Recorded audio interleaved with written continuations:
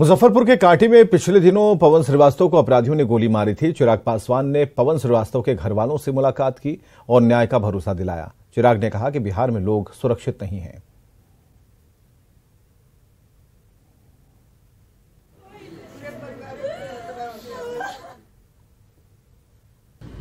मुख्यमंत्री के पास इतनी भी फुर्सत नहीं कि वो आए, कम से कम परिवार को ढांढस बांध के जाएं, देखें कि छोटे छोटे बच्चे हैं, बच्चियां हैं, कैसे उनका भविष्य, बूढ़े माता पिता हैं, कैसे वो अपना जीवन व्यतीत करेंगे।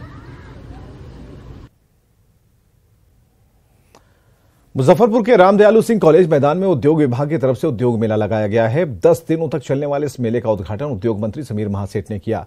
इस मेले में खादी से बने प्रोडक्ट की प्रदर्शनी लगाई गई है। इसमें कुटीर उद्योग में बने सामानों को भी शामिल किया गया है।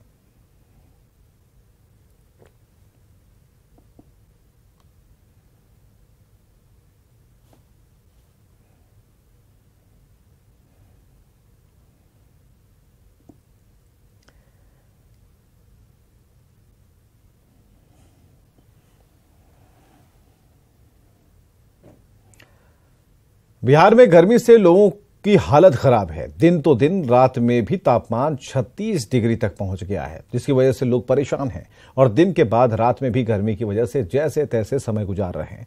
लोगों का कहना है कि बहुत सालों के बाद इस बार ऐसी गर्मी पड़ी है। पटना में कुछ लोगों से बात की संवाददाता आनंद अमृतराज ने। 9:30 हो रहे हैं और अमूमन 9:30 बजे रात के आसपास मौसम में काफी बदलाव आ जाता है और ठंडापन भी आ जाता है, गर्मी से राहत मिलती है। लेकिन इस वक्त हम आपको 9:30 बजे का तापमान दिखा रहे हैं। पटना में 35 डिग्री सेल्सियस। तो आप समझिए कि पटना में गर्मी का आलम क्या है और पूरे बिहार में गर्मी की स्थिति है। ये दिन में तापमान 44 डिग्री तक पहुंच जा रहा है। कुछ लोग हैं हमारे साथ, हम इन्हीं से बोलते हैं, कैसे चल रहा है गर्मी पे? बहुत ज्यादा गर्मी है, रात में सो नहीं पाते हैं। रात में किसी तरह से जो है सो पंखा चला के और रात भर बैठ के जो है से पंखा झेलते रहते हैं, लाइन कट जाता है। गर्मी का स्थिति बहुत खराब है। सुबह 7 बजे से लेकर शाम 7 बजे तक बहुत ज्यादा गर्मी रहती है, जिससे बाहर नहीं निकल पा रहे हैं। रात की स्थिति क्या है? अभी 9:30 बज रहा है, अभी बहुत ज्यादा गर्मी है, इसका वर्णन नहीं कर सकते हैं। पहली बार इतना बहुत गर्मी पड़ा है, बहुत ज्यादा गर्मी पड़ा है।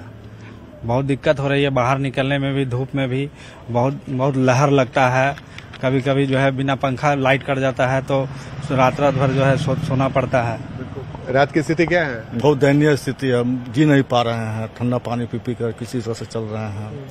मतलब कि मत पूछिए नहीं, हमने जीवन में कभी ऐसा देखा ही नहीं था। ऐसा गर्मी लोग हैं तो आप कुछ लोग के बयान से समझ सकते हैं, लेकिन अमूमन ऐसी परिस्थिति पूरे बिहार में बनी हुई और मौसम विभाग ने बोला कि आने वाले 3 से 5 दिन तक गर्मी की स्थिति ऐसी रहेगी और 5 दिन के बाद मौसम में राहत मिलेगा। लेकिन फिलहाल पटना का तापमान 9:30 बजे रात में लगभग 35-36 डिग्री सेल्सियस तक पहुंच गया है। कैमरामैन सुबोध के साथ आनंद अमृतराज, न्यूज।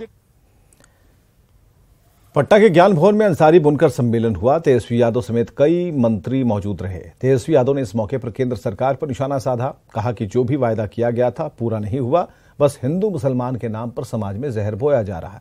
वहीं वित्त मंत्री विजय चौधरी ने कहा कि कुछ लोग इतिहास बदलना चाह रहे हैं।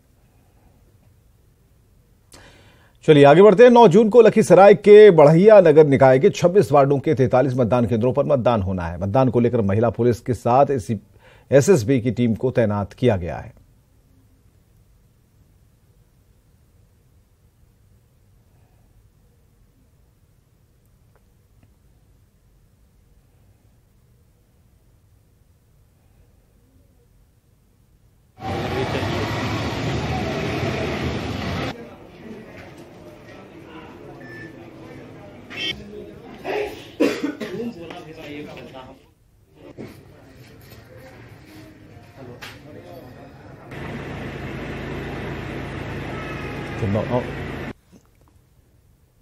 तो 9 जून को लखीसराय के बढ़ैया नगर निकाय के 26 वार्डों के 43 मतदान केंद्रों पर मतदान होना है और मतदान को लेकर महिला पुलिस के साथ एसएसबी की टीम को तैनात किया गया है।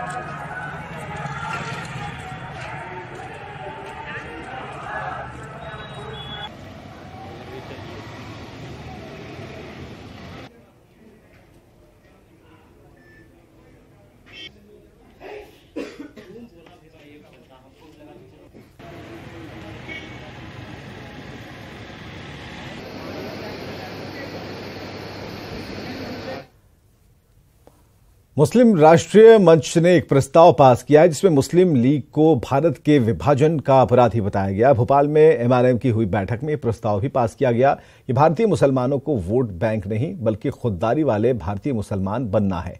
मंच ने यह भी माना कि भारत के लगभग 99% मुसलमान अपने पूर्वजों, संस्कृति, परंपराओं और मातृभूमि के कारण हिंदुस्तानी हैं, जबकि धर्म के आधार पर देश के विभाजन के लिए कांग्रेस और मुस्लिम लीग के नेता जिम्मेदार हैं।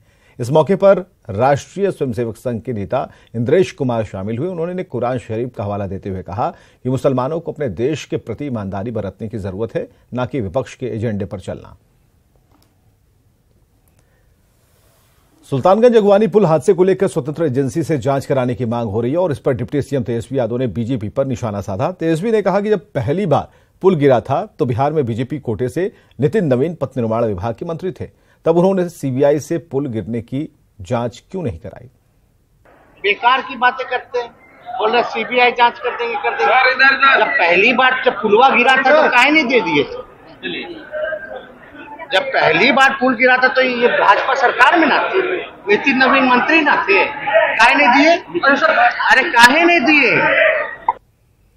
बेतिया से बीजेपी सांसद संजय जायसवाल ने खगड़िया पुल हादसे को लेकर नीतीश कुमार और तेजस्वी यादव पर निशाना साधा। उन्होंने कहा जब पहली बार पुल गिरा था उसी समय तत्कालीन मंत्री नितिन नवीन ने कॉन्ट्रैक्टर के काम पर रोक लगा दी थी, लेकिन जैसे ही तेजस्वी यादव पथ निर्माण मंत्री बने उन्होंने बिना जांच कराए फिर से काम शुरू करा दिया।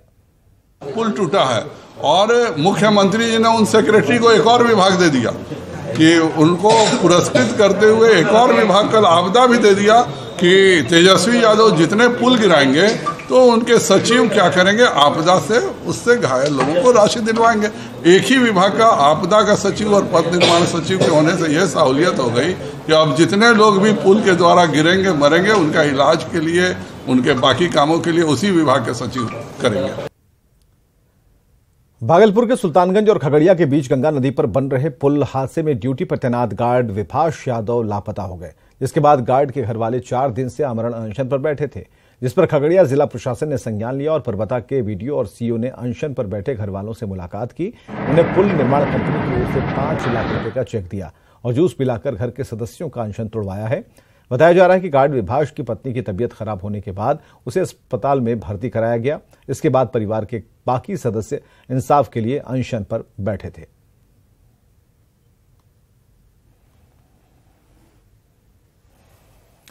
पुल गिरने को लेकर केंद्रीय राज्य मंत्री अश्विनी चौबे ने सरकार पर निशाना साधा। अश्विनी चौबे ने कहा कि पुल गिरता है और सरकार कार्रवाई के नाम पर कुछ नहीं करती।